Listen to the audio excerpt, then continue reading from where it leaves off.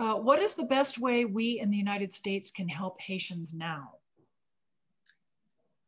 Well, I think that the first thing is to look at it as solidarity and not as charity, and, you know, not about it, like we have to march with them, you know, not for Haitians.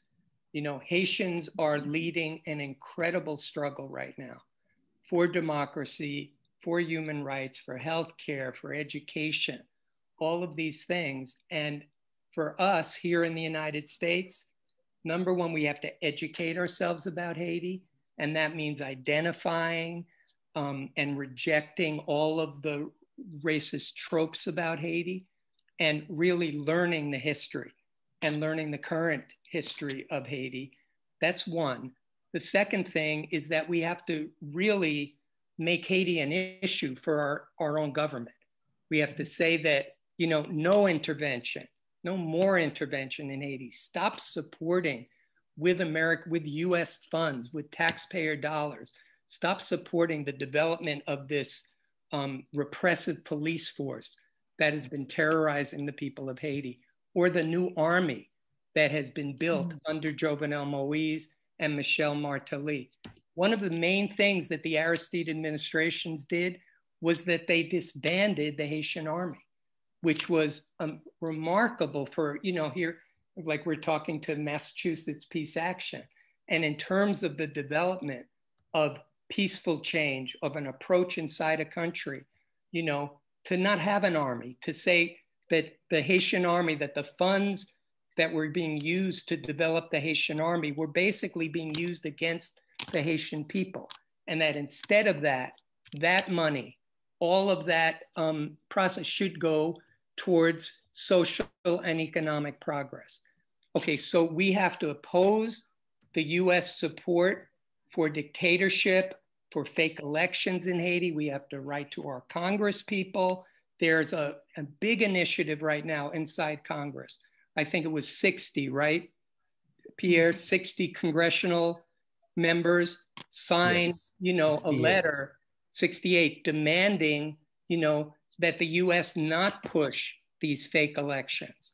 You know, the Moise government was also trying to change the Haitian constitution to give more powers to the president and to make it possible for Moise or for another member of the PHTK to again, you know, control Haitian politics. So we have to oppose those initiatives, and we have to support this demand of the popular movement, you know, for a true transition. The other thing is that if people want to contribute materially to progress in Haiti, like we both work with the Haiti Emergency Relief Fund, and I see that one of the people on this webinar is Michelle Carchan, who has done tremendous work in Haiti and in support of this institution called UNIFA, which is the University of the Dr. Aristide Foundation, and is an amazing university that has been that was taken over, that had started before the coup and then was shuttered during the coup, with 247 medical students forced to flee. That university is now operating again, in spite of all the conditions that we've talked about. And there's a few thousand students. They've graduated hundreds of doctors, lawyers. It's the first school of physical therapy in the country, a dental school, an agronomy school. So in the group that both Pierre and I are part of, the Haiti Emergency Relief Fund, we support that kind of work in Haiti. We take no money goes to staff. We don't have a staff. Everything goes directly to Haiti. So, you know, at the end of this webinar, we should give you information about how to contact both the Haiti Action Committee and the Haiti Emergency Relief Fund. So I think all of those are things that people can do. Robert, can you quickly tell our audience what UNIFA is? Yeah, UNIFA is a university.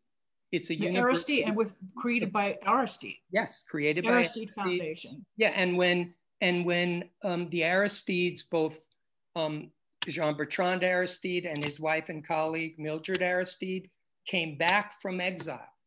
They were in exile, forced exile for 7 years, from 2004 to 2011.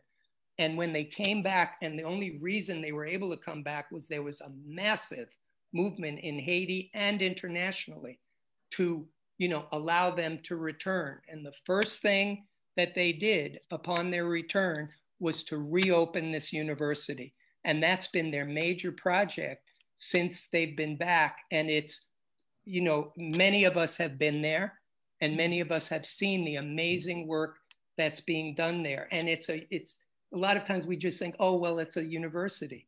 It's a space in the middle of Haiti, a democratic space for Haitians to be able to pursue professional careers and not leave Haiti, but to then serve the people of Haiti. And so that's what UNIFA is. It's a very important project. And there's many other examples of grassroots activists building that kind of work in Haiti in the face of all this repression and all of the dictatorship that we've been talking about. So support that work, and then keep demanding that the United States keep its hands off Haiti and off the political process in Haiti.